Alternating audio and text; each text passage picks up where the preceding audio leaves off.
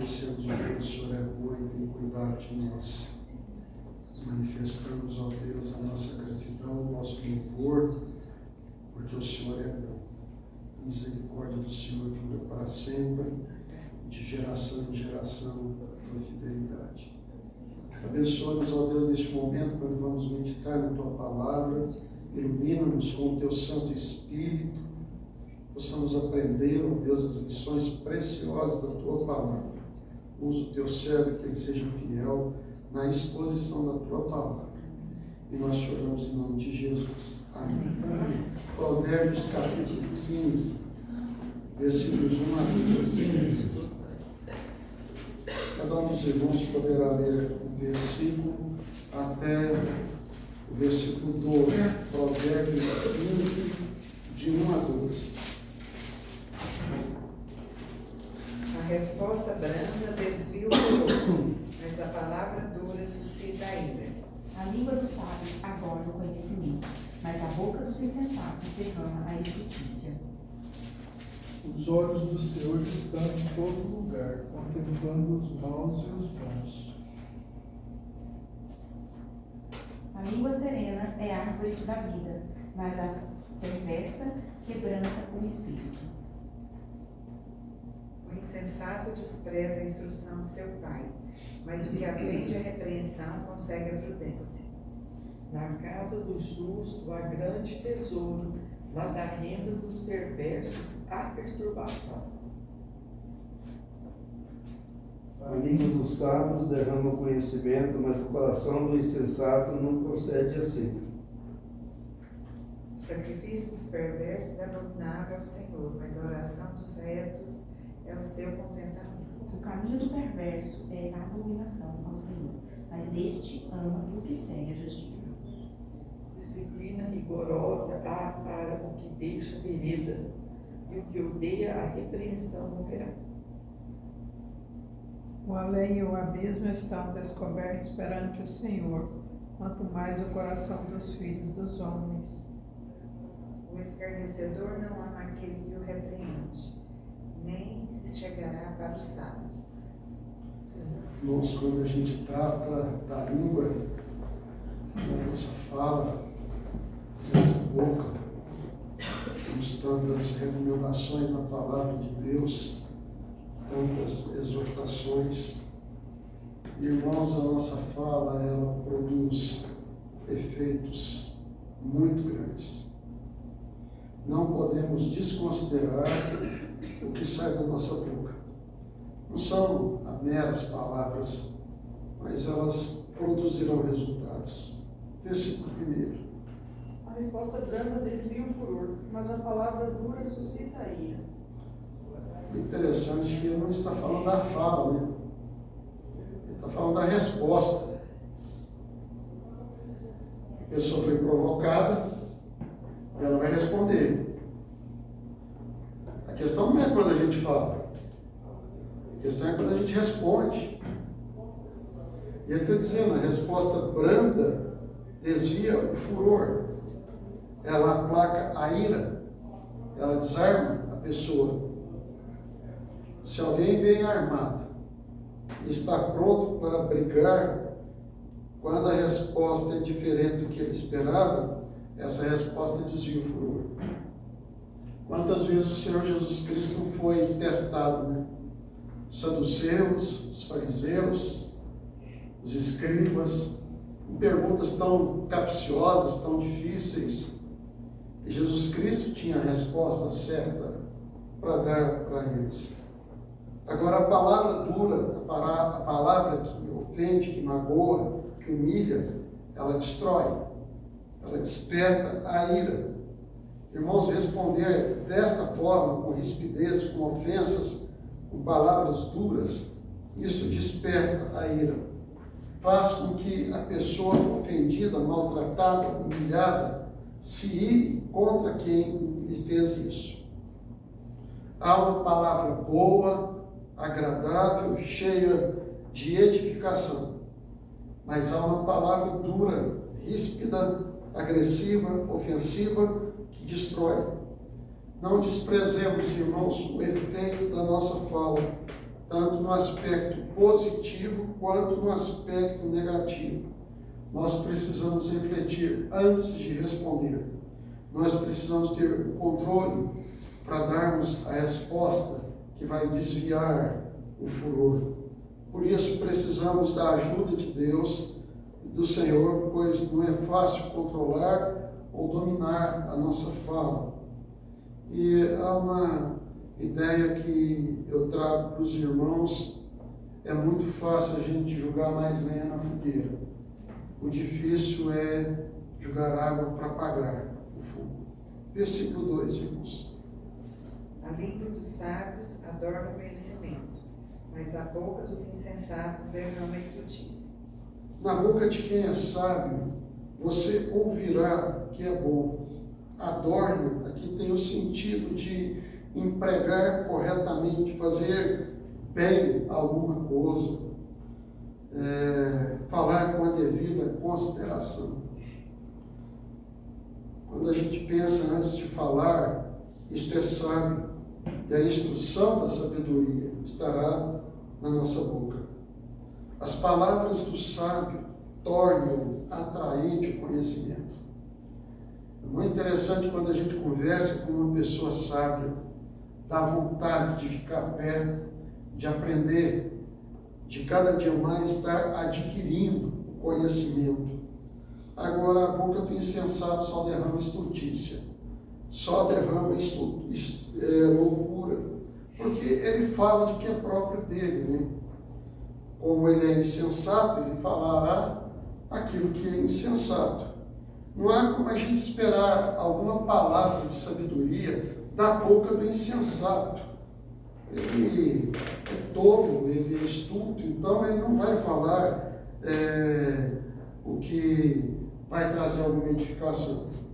É por isso que nós precisamos estar perto dos sábios, de nos aconselhar com quem é sábio, porque ali nós encontraremos uma palavra boa. Agora, buscar conselho no insensato, irmãos, é insensatez. Não há nada de proveitoso que o insensato possa trazer, a não ser provocar destruição, ruína. E precisamos então pedir a Deus que Ele nos dê sabedoria para poder ajudar as pessoas que estão à nossa volta. E quando a gente medita na palavra de Deus, a gente tem um coração sábio para ajudar aqueles que tanto precisam. Versículo 3. Os olhos do Senhor estão em todo lugar, contemplando os maus e os bons. Aqui nós temos um dos atributos de Deus, que é a onipresença dele. Os olhos do Senhor estão em todo lugar, contemplando os bons e os maus. A questão é que aquele que comete o pecado, ele acha que pode esconder de Deus o seu pecado. Os nossos primeiros pais tentaram esconder. E quando Deus vem ao encontro de Adão e Eva, eles tiveram medo, esconderam da presença do Senhor, porque eles haviam transgredido a ordem do Senhor. Agora, o olhar de Deus está sobre os bons também. E Deus vê quando a gente faz aquilo que é bom. Às vezes os homens não observam, às vezes a gente não vai receber o aplauso dos homens, mas Deus está vendo. Deus tem prazer quando andamos pelo caminho de santidade, mas Deus sente desgosto quando nós pecamos contra Ele. Os olhos do Senhor passam por toda a terra, Ele está presente em todo lugar. O salmista diz assim: para onde me ausentarei do teu espírito? Para onde fugirei da tua face? Se subo aos céus, lá estás. Se faço a minha cama no mais profundo abismo, lá estás também. Se tomo as asas da alvorada e me detenho nos confins dos mares, ainda lá me haverá de guiar a tua mão e a tua destra me susterá. O Salmo 139, a partir do versículo 7 até o 12. Teve um homem que achou que podia fugir da presença de Deus. E ele foi se deter nos confins dos mares. Pegou um navio e foi lá para o sul da Espanha, a cidade mais longe que ele podia encontrar. E ele vai entender que não é no porão de um navio que ele poderia esconder da presença de Deus, mas é no ventre de um peixe que esse homem vai perceber que Deus ali está e vai ouvir a oração. A gente sabe, estamos falando do profeta Jonas. Ele tentou fugir da presença de Deus e é no ventre de um grande peixe que Jonas vai clamar ao Senhor. Irmãos, Deus contempla todas as coisas, Deus tudo vê, Deus tudo sabe. A nossa ideia errada, irmãos, é que se o meu próximo não vê eu fazendo o que está errado, minha consciência fica tranquila. Agora eu estou pensando que Deus está vendo o que eu estou fazendo. Então eu tento esconder dos outros. E se os outros não descobrirem, está tudo certo, não tem nada que me incomode. Agora a palavra de Deus vem mostrar para nós que Deus tudo vê. Ele contempla os maus e os bons. Deus é santo em seu caráter. E Ele é justo em suas obras. Ele sabe das nossas boas ações, mas Ele também sabe das más ações das pessoas. Versículo 4. A língua serena é a árvore de vida, mas a perversa quebranta o espírito. Que novamente ele está tratando da influência da fala e o quão importante é sabermos que nossas palavras podem ajudar, podem encorajar, servir de consolo, de esperança, de alívio, de refrigério, de paz. Mas também as nossas palavras podem destruir, rebaixar, humilhar, causar desânimo. A língua pode ser bálsamo, que alivia, ou ela pode ser vinagre, que quando colocada na ferida, vai fazer doer mais. Podemos, com a nossa fala, erguer, levantar, encorajar, confortar, trazer esperança, alívio, alento. Mas também a nossa fala pode destruir, desencorajar, desanimar, abater, trazer mais culpa ainda.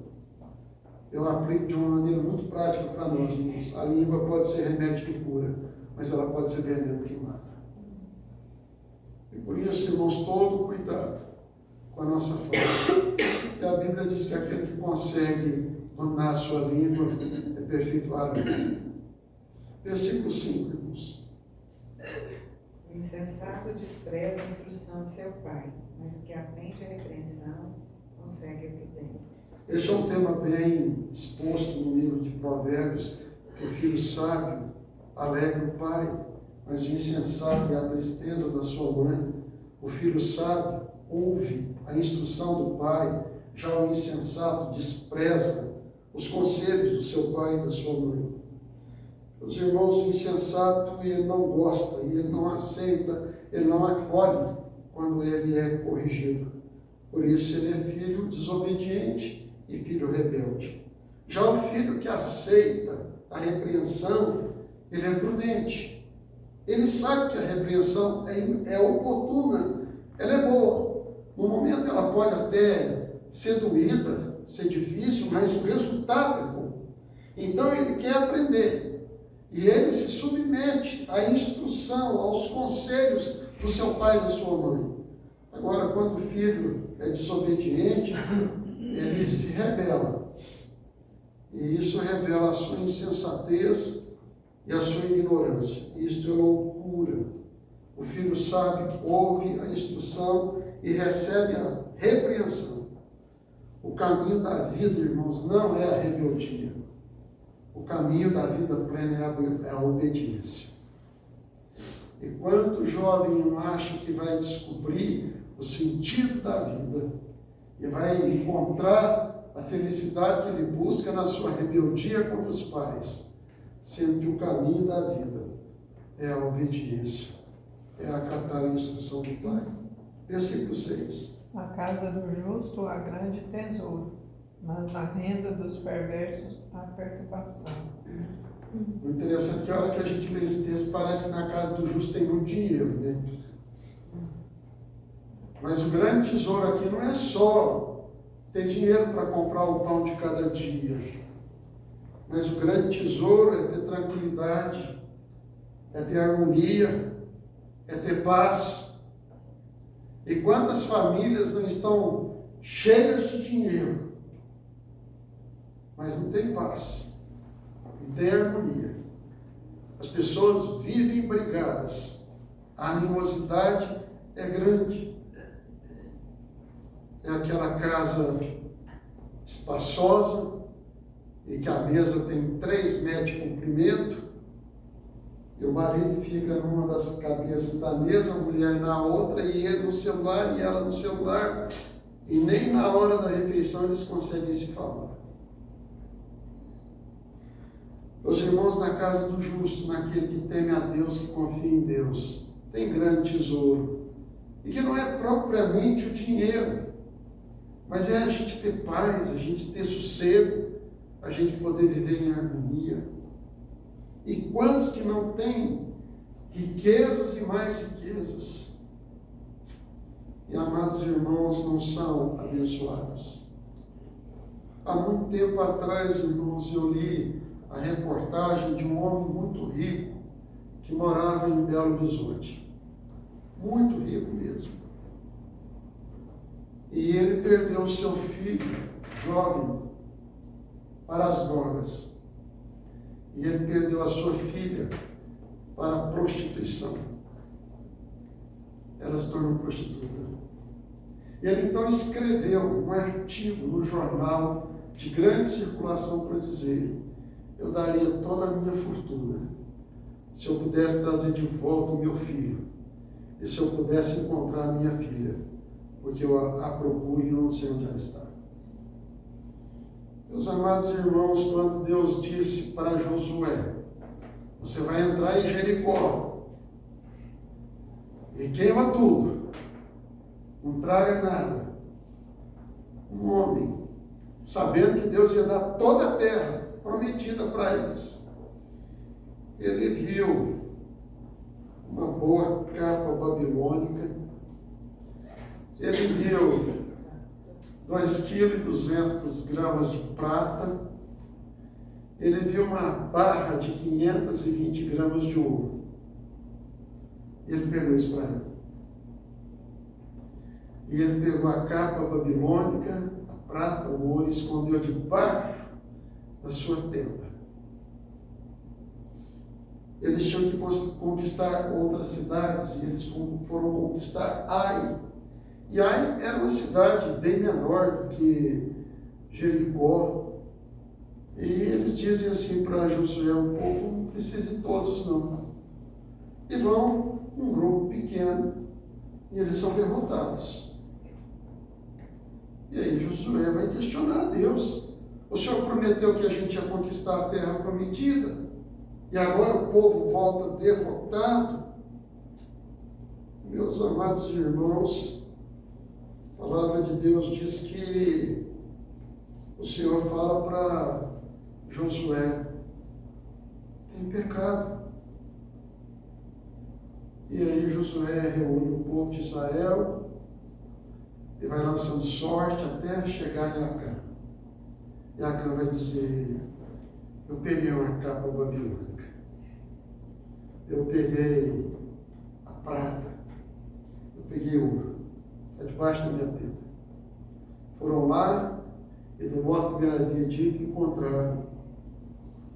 E para apaziguar a ira de Deus, o povo de Israel teve que matar essa família. E aí eles vão conquistar Ai. A riqueza material não é tudo, irmãos. Não é porque a pessoa é rica financeiramente que ela é feliz. Porque a paz, a concórdia, a harmonia, o bem-estar não depende do dinheiro. Depende de uma vida de comunhão e de intimidade com Deus. E aí eu destaco essa frase, ela não é minha, mas eu tenho citado ela várias vezes. É melhor ser um pobre rico do que ser um rico pobre. Entenderam, irmãos? No sentido da frase. Versículo 7. A língua dos sábios derrama o conhecimento, mas o coração dos insensatos não procede assim. Novamente ele enfatiza aqui a fala que a língua dos sábios derrama o conhecimento. Ou seja, espalhe conhecimento. Fala o que é útil, o que é proveitoso, o que edifica. Agora, o coração dos insensatos não fala assim. A Bíblia fala que a boca, ela expressa o que está no coração. Logo, o coração do sábio vai derramar sabedoria, vai espalhar conhecimento. Já o coração do insensato, irmãos, a fala dele é de um tolo. O insensato é terreno e só busca as coisas que ele vê. O sábio busca as coisas lá do alto. E a gente não está apegado, irmãos, apenas a adquirir conhecimento para a vida aqui na terra. Mas a verdadeira sabedoria é nós termos conhecimento para aquilo que nos levará para o céu. Versículo 8. Sacrifício dos perversos é abominável ao Senhor, mas a oração dos retos é o seu contentamento. Ai, irmãos, tem gente que quer adorar a Deus do jeito que ele acha, e a vida dele é cheia de pecado. Ele acha que pode adorar a Deus e não tem problema. E o início do livro do profeta Isaías, que temos estudado na escola dominical, trata disso. De um povo que associava o pecado ao ajuntamento solene.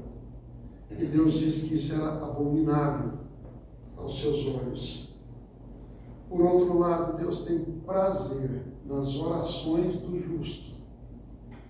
O interessante, né, irmãos, que as nossas experiências neste mundo, elas nos ensinam algumas coisas muito importantes, né? Quando o filho chega para o pai e diz assim: pai, eu quero isso, o senhor me dá, a gente fica feliz do filho confiar na gente e dele procurar para obter aquilo que ele deseja. E a palavra de Deus diz que as orações dos justos, dos retos, contentamento para Deus.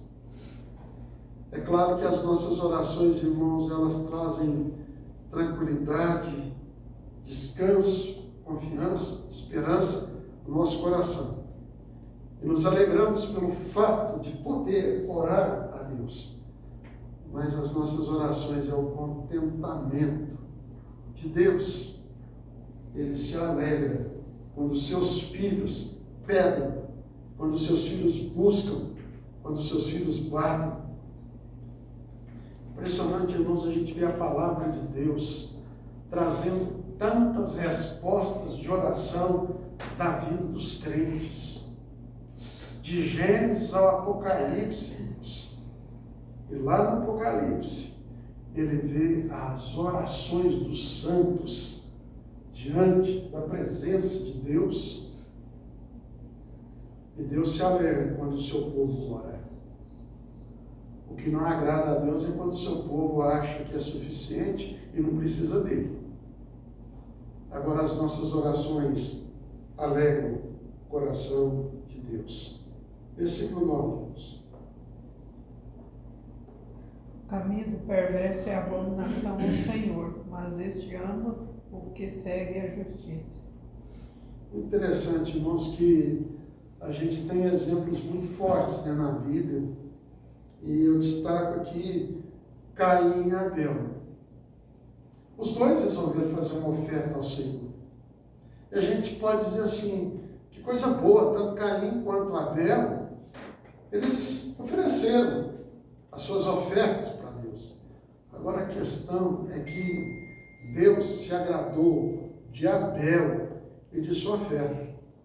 E Deus não se agradou de Caim da oferta dele. Porque a oferta de Abel estava relacionada com o caráter de Abel. E a oferta de Caim estava relacionada ao caráter de Caim. E quando Deus se agradou de Abel, Caim ficou irado. E Deus diz assim para Caim: Caim, se procederes bem, não é certo que serás aceito, mas o teu desejo será contra ti e a ti cabe dominá-lo. E Caim ouviu a palavra do Senhor. Caim não deu atenção à palavra do Senhor. O que ele fez é movido de uma inveja mortal, ele vai matar o seu irmão. Irmãos, não são os atos de religiosidade que Deus aceita. Às vezes a gente acha assim, eu vou trazer uma oferta para o Senhor e está tudo certo. Não, Deus, Ele não está preocupado com o meu ato de religiosidade, Ele está preocupado com o meu coração. E quando o meu coração é fiel a Deus, os meus atos serão relacionados à fidelidade que eu tenho para com Deus. E aí, irmãos, o caminho é estreito. Não é fácil ser crente, mas o fim é glorioso. O caminho do perverso é abominação ao Senhor, mas este ama que segue a justiça. E seguir a justiça, irmãos, é difícil. Só o crente em Cristo Jesus, ele pode, com a graça de Deus, seguir a justiça. Olhamos para aquele hino que o seu coro diz assim: crer e observar, tudo quanto ordenar, o fiel obedece ao que Cristo mandar. Já o perverso ele não tem limites para cometer o pecado, a imoralidade. E vimos como a imoralidade nesses dias de carnaval é presente na vida da nação brasileira. E quão triste é termos uma nação tão grande quanto a nossa e as pessoas se entregarem à licenciosidade, à libertinagem, à imoralidade, à prostituição, às drogas. E, irmãos, é muito triste a gente ver isso. Versículo 10. Disciplina rigorosa há para o que deixa a vereda, e o que odeia a repreensão morrerá. E aqui, irmãos, vem a consequência daquele que é rebelde, daquele que não aceita a disciplina, daquele que questiona a disciplina. O caminho da perversidade leva à morte, à destruição. E é interessante, irmãos, quem mais precisa da disciplina são aqueles que geralmente não querem a disciplina, não ouvem. E quantas experiências a gente não tem de conversar com as pessoas e de mostrar para elas o erro delas, mas elas fazem questão de permanecer no erro. E mais, elas querem ser corrigidas. Assim é na vida do filho que rejeita a repreensão e a correção do pai. Ele continua fazendo o que é errado. E em vez da correção do pai trazer a mudança, arrependimento, dela ser acolhida, o que o filho vai encontrar são os duros castigos que sobrevirão, porque o salário do pecado é a morte. Versículo 11. O além e o abismo estão descobertos perante o Senhor, quanto mais o coração dos filhos dos homens. Aqui a gente vê a profundidade do olhar e do conhecimento de Deus. O que ele está dizendo é que Deus vê os segredos do sepulcro. O homem não sabe o que vem depois da morte. Mas Deus sabe sobre a morte e o lugar mais profundo da sepultura. Ele está falando aqui do Sheol, o lugar dos mortos.